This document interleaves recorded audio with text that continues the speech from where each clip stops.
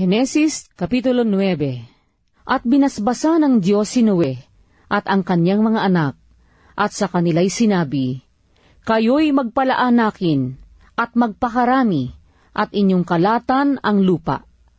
At ang takot sa inyo at sindak sa inyo ay mapapasa bawat hayop sa lupa, at sa bawat ibon sa himpapawid, lahat ng umuusad sa lupa, at lahat ng isda sa dagat ay ibinibigay sa inyong kamay. Bawat gumagalaw na nabubuhay ay magiging pagkain ninyo, gaya ng mga sariwang pananim na lahat ay ibinibigay ko sa inyo. Ngunit ang lamang may buhay na siya-niyang dugo ay huwag ninyong kakanin. At tunay na hihingan ko ng sulit ang inyong dugo, ang dugo ng inyong mga buhay. Sa kamay ng bawat ganid ay hihingan ko ng sulit.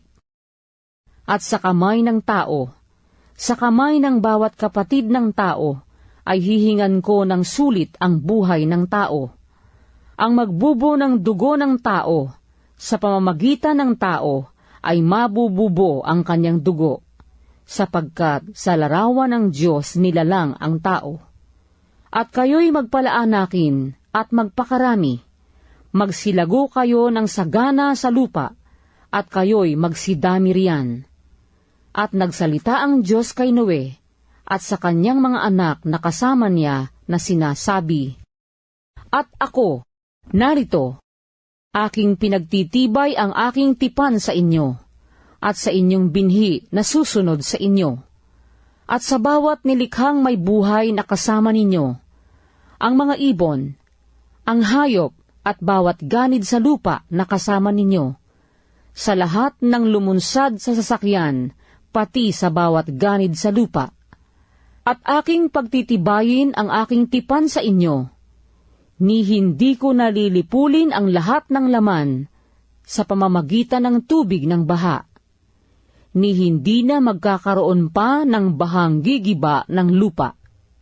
At sinabi ng Diyos, Ito ang tanda ng tipang ginawa ko sa inyo, at sa bawat kinapal na may buhay na kasama ninyo sa buong panahon.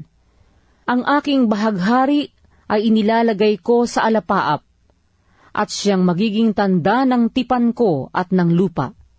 At mangyayari, pagka ako'y magbababa ng isang alapaap sa ibabaw ng lupa, na makikita ang bahaghari sa alapaap, at aalalahanin ko ang aking tipan, na inilagda ko sa akin at sa inyo, at sa bawat kinapal na may buhay sa lahat ng laman, at ang tubig ay hindi na magiging bahang lilipol ng lahat ng laman. At ang bahaghari ay pasa sa alapaap, at aking mamasdan, upang aking maalaala ang walang hanggang tipan ng Diyos, at ng bawat kinapal na may buhay sa lahat ng lamang nasa ibabaw ng lupa. At sinabi ng Diyos kay Noe, Ito ang tanda ng tipang inilagda ko sa akin at sa lahat ng laman na nasa ibabaw ng lupa. At ang mga anak ni Noe na nagsilunsad sa sasakyan ay si Sem at si Cam at si Hapet. At si Cam ay siyang ama ni Kanaan.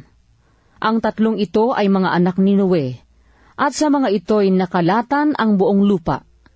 At nagpasimula si Noe na maging mangbubukid, at naglagay ng isang ubasan, at uminom ng alak at nalango, at siya'y nahubaran sa loob ng kanyang tolda.